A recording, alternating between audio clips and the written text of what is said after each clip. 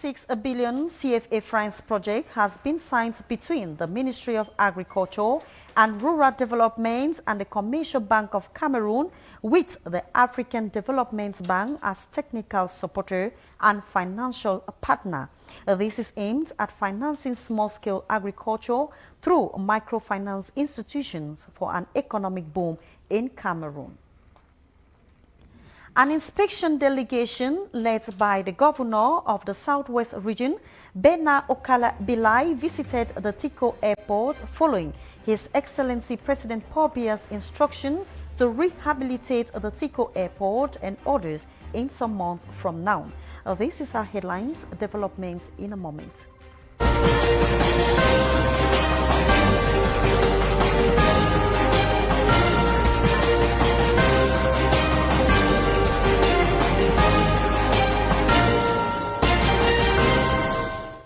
Thanks once more for joining us. We begin right away where an 8.6 billion franc CFA project has been signed between the Ministry of Agriculture and Rural Development and the Commercial Bank of Cameroon.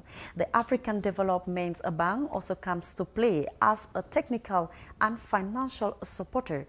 This is aimed at boosting small-scale agricultural projects in Cameroon. We have developments in this newscast. Signing of a joint 5-year coordination and management project worth 8.6 billion CFA francs sealed between the Ministry of Agriculture and Rural Development and the Commercial Bank of Cameroon, September 8, 2022. A well-defined project aimed at boosting the agro-sector business, especially in the pineapple, plantain, and palm oil sectors for rapid evolution. This funding from the African Bank Development will help the microfinance institution to finance the agricultural sector. This is very important because the lack of funding is a very challenge for our agriculture and a very challenge for the development of value chain in agriculture.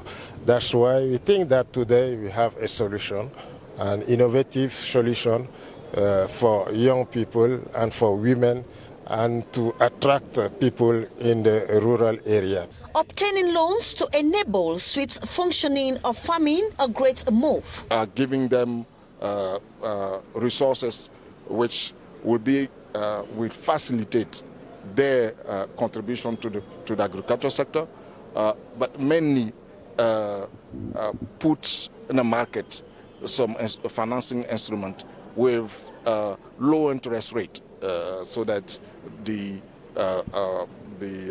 farmers can really get resources to modernize the farms and be able to be competitive.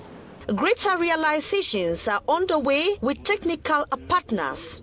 First of all, the contract together with the ministry in charge of agriculture and rural development, and making it known that the CBC, Commercial Bank Cameroon, have been selected as the financial operator for this important project, which is led by the Minader, and we are now at the step of getting the financing to come from the African Development Bank, and for the government to prepare the necessary documents through the internal what they call committee interministeriel, to build on the project and to get the final documents of how people, that is rural and agricultural collectivities and organizations, should be applying to get this financing. And this is the next step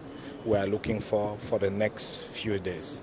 These projects will be supervised by an interministerial commission installed. All actors can now benefit from agricultural finances for proper investments in Cameroon. Secondary education stakeholders in the Mongo division, that is in the littoral region of Cameroon, have taken part in a working session to see how to analyze and better prepare for a smooth functioning of the 2022-2023 academic year. Digitalizing teaching at the level of the secondary school was one of the focal points of discussion. Ghislaine Afo completes the story. Faire le bilan de l'année scolaire écoulée et mettre en œuvre les stratégies pour mieux assurer le bon déroulement de celle en cours, tels étaient les enjeux de la sectorielle départementale des enseignements secondaires pour le Mongo, tenue ce 7 septembre 2022 dans la salle polyvalente de l'allengagedcitizens en présence du premier adjoint préfectoral, BrigadeAntiSardinard. We are very sorry for that mix-up. We will be bringing you more updates in that meeting that took place in Mongo, littoral region of Cameroon. Students and pupils in the seaside city, that is Limbe, land of friendship, effectively began classes on September 5th, 2022. The visitor of the governor of the Southwest region, Bernard Okala-Bilai, he expressed satisfaction on the turnout of students and teachers in the different classes. Bertrand Tita has interest in this, and this is his report. The governor of the Southwest region, Bernard Okala-Bilai, has congratulated parents in Fako division for braving the odds to ensure their children acquire education, which is equally guarantee for better future. He uttered a statement while responding to questions from pressmen at the end of his back-to-school evaluation mission to some schools across the division. The classes are full of students. Some are still waiting to be admitted in the schools. I think we can say that the worries of resumption is no longer our problems. Our problem now is just to follow up the takeoff. In the seaside resort city of Limbe, Governor Okala-Bilai's first stop was at Government Secondary School Bonadikombo, which according to security reports is believed to be one of the red zones for the Anglophone crisis in Limbe. Here, the governor astonished with the massive turnout of students who answered present. At GBHS Limbe, just like government school down beach, which are suffering from the aftermath of heavy rainfall recorded recently in Limbe, to these, the governor proposed an immediate remedy to the arrangements for the children. The purpose of the donation is spelled out clearly. Meanwhile, users have been encouraged to handle them jealously. The first thing we hope is that the school authorities and the students who will be using the benches will take good care of them, such that the life expectancy of these chairs is at least 10 years. So we want the students and the staff to make sure that the benches are put into proper use. And I'm sure that my classmates and myself will still come back to do some other thing. The authorities of the institution are not ungrateful for the wonderful gesture to promote education in the region. Very, very happy. And I want to appreciate this gesture and pray that other big cities should also see and emulate this example. As the old adage holds, much is expected from when much is given, reason why these ex-students are determined to support the institution move from strength to strength. We remain in the Southwest region where there has been an inspection delegation to the Tico airport following instructions from his head of state to rehabilitate the Betwa, Kribi and Tico airport. The governor of the Southwest region, Bernard Okala-Bilai, accompanied the inspection delegation. We have details with Bertrand Tita. Following the recent decision by the government of Cameroon to rehabilitate the Tico airport that has been long abandoned, the governor of the Southwest region, Bernard Okala-Bilai, led a delegation for the inspection of the site. The entire population of the Southwest region and Tico in particular have expressed sincere satisfaction for the presidential order. We join the head of state in this decision for rehabilitating the regional airport as other places he has done. We are happy and welcome it in strong terms and in hard terms. We know that accompany a lot of development within the region. The mayor of the Tiko municipality used the occasion to express unending joy of the people of this council area. Very much happy and excited to embrace this particular project on behalf of my people. You know, the rehabilitation of the Tiko airport, if I can call it, it has been a long-awaited rehabilitation. And if at this point in time the head of state has deemed it necessary that it should come to play, I think it's only in which we should refuse it. Contract awarded already, work is expected to begin in days ahead. The sea airport, the current runway where we are standing is about 1,300 meters. We need to take it to about 2,300 meters. That's going to enable a Boeing 737, an Airbus A320, those type of aircraft to be able to land and take off. The government of Cameroon takes into consideration its aviation opportunities. For this reason, as recently mentioned by the nation's transport minister, the President of the Republic, Paul Biya, prescribes the rehabilitation of airports of Betwa, Kribi and Tiko.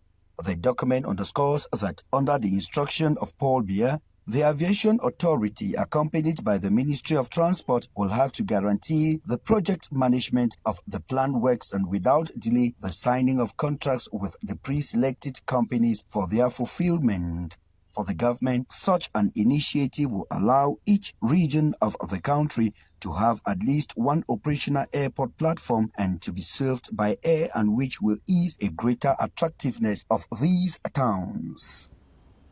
From the southwest region, we move over to the littoral region, precisely in the Mongo division, where educational stakeholders took part in a working session to see how to better prepare for an effective 2022-2023 school year.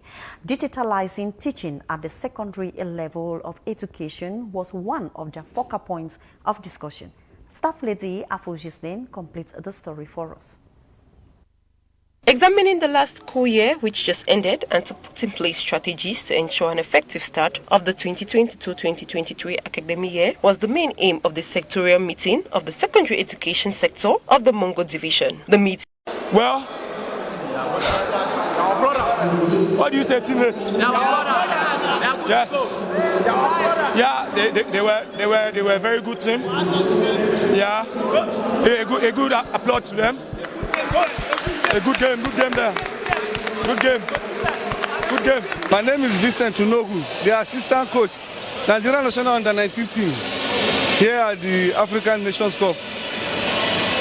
Today's victory was inspired, first and foremost, by the desire to go to the World Cup. Going to the final is not just to carry the trophy, but to go to the World Cup. We want to show our country to the world that Africa has come of age in volleyball. That is our dream and our passion. That's what motivates and inspires the children, the boys. They want to go further, they want to go higher, and they want to show the world what volleyball is made of.